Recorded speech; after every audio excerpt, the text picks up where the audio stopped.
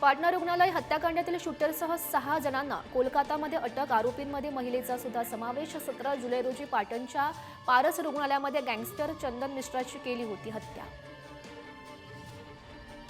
पुण्यामध्ये self drive mobile ॲपद्वारे car book करून कार मालकाची फसवणूक. बुक केलेल्या कारसह मागील 6 महिन्यांपासून आरोपी होता पसार. नांदेड सिटी पोलिसांची कारवाई, कार जप्त. बीड गेवराईतील तलवाड्यात प्रेमसंबंधातून युवकाचा खून. 5 जणांच्या विरोधात गुन्हा दाखल. आरोपींना तात्काळ अटक करण्याची मागणी. प्रेमसंबंध असणाऱ्या तरुणीच्या भावाकडूनच मारहाणीनंतर हा मृत्यू.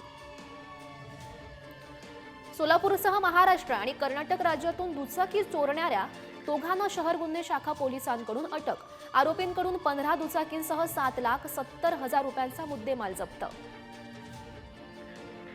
रायगडच्या पेणमध्ये अवैध सावकारी विरोधात अलिबाग पोलिसांची धडक कारवाई.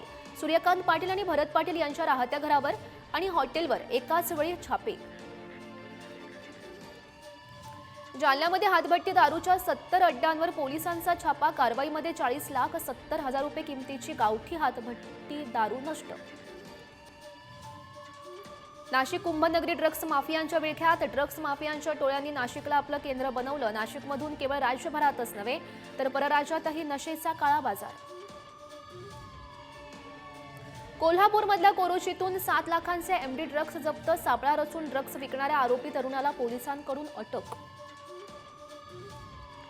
हिंगोलीच्या सिंगी पोत्रा गावात रात्री एका घरासमोर हळद कुंकू आणि मिरची टाकून अघोरी पूजा. गावकऱ्यांमध्ये भीती पसरली असून पोलिसांकडे कारवाईची मागणी.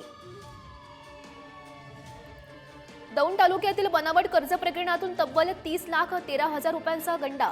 यवत पोलीस ठाण्यात 5 जणांविरोधात गुन्हा दाखल.